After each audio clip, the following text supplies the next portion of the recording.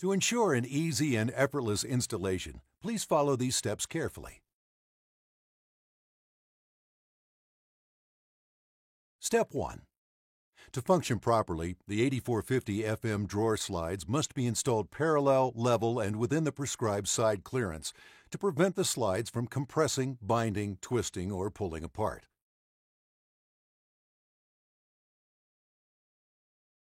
Slide clearance must be within 1/2 inch to 17/32 inch per side, or 1 inch to 1 1/16 inches total per drawer. The slides perform best at exactly 1/2 inch clearance. Step 2. Both cabinets and drawer boxes must be parallel. To ensure that the cabinets are parallel, measure carefully from the rear right corner to the front left corner of the cabinet, and then measure from the rear left corner to the front right corner. These two measurements should be identical. Any variance may affect the slide performance. A variance of more than 1/16 of an inch will not allow the drawer slides to function at all. Use the same method for measuring the drawer box, measuring from opposite corner to opposite corner and comparing the two measurements. Again, the measurements should be identical for optimum drawer slide performance. Step 3. Leveling the slides during installation is particularly important on self-closing slides to ensure that the soft close module engages properly and closes the drawer completely.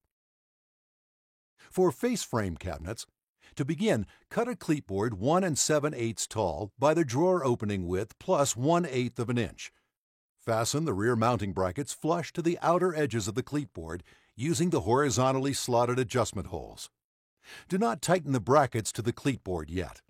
Measure from the top of the drawer rail to the top of the cabinet. Subtract 1 7/8 inches. Use this measurement to position the top of the cleat board in the inside back of the cabinet. Center the cleat board in the back of the cabinet. Level the cleat board. Screw the cleat board to the inside back of the cabinet.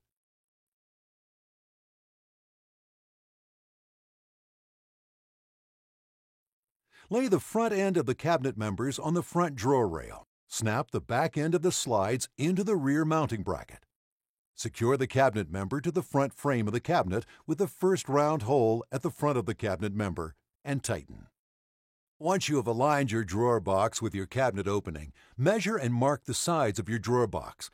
Be sure to level the drawer member with the drawer box.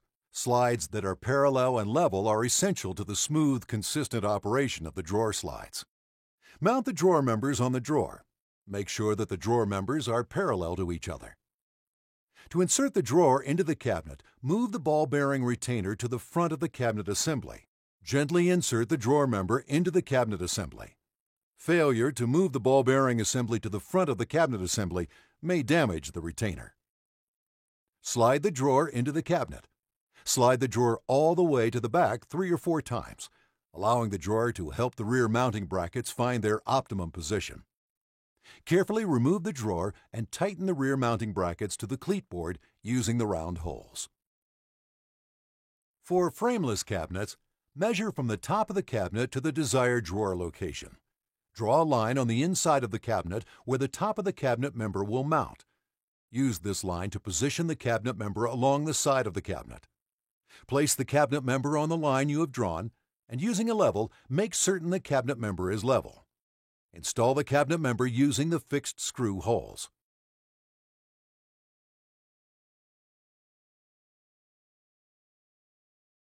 Repeat this process on the opposite side. Be very careful to not let the cabinet member move or slip during installation.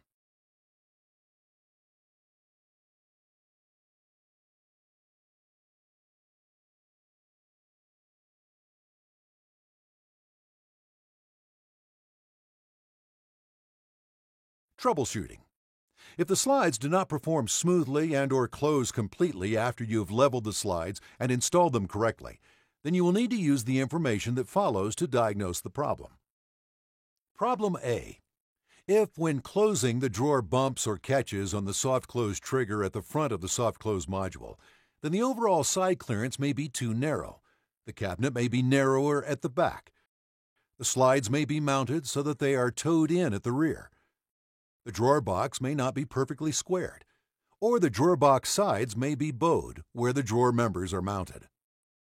To correct this problem, measure the cabinet and the drawer box again to make certain that both are square. If necessary, shim the cabinet member until you have achieved a 1/2 inch side clearance the entire depth of the cabinet.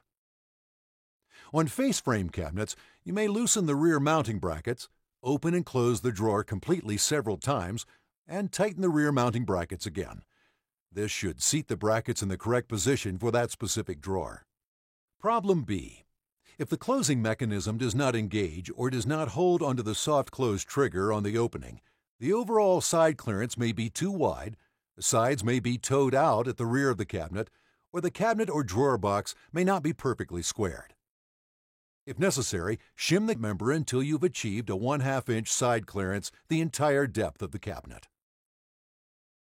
On face frame cabinets, you may loosen the rear mounting brackets, open and close the drawer completely several times, and tighten the rear mounting brackets again. This should seat the brackets in the correct position for that specific drawer. Side clearance tips. If side clearances are too wide, there's an adjustment option for each type of cabinet. Face frame cabinets may use the optional KV8404 face frame bracket to improve the slide's tolerance for wider side clearances. If the KV8404 bracket is used, the rear mounting brackets must be adjusted to accommodate the use of the KV8404 bracket. Frameless cabinet installations may use the adjustable hole on the open end of the flexible tabs on the cabinet member mounting holes to allow for more flex, creating more tolerance for slightly wider side clearances. If the side clearance is less than 1/2 inch for either face frame or frameless cabinets, the installer must remake the drawer box to allow for 1/2 inch clearance.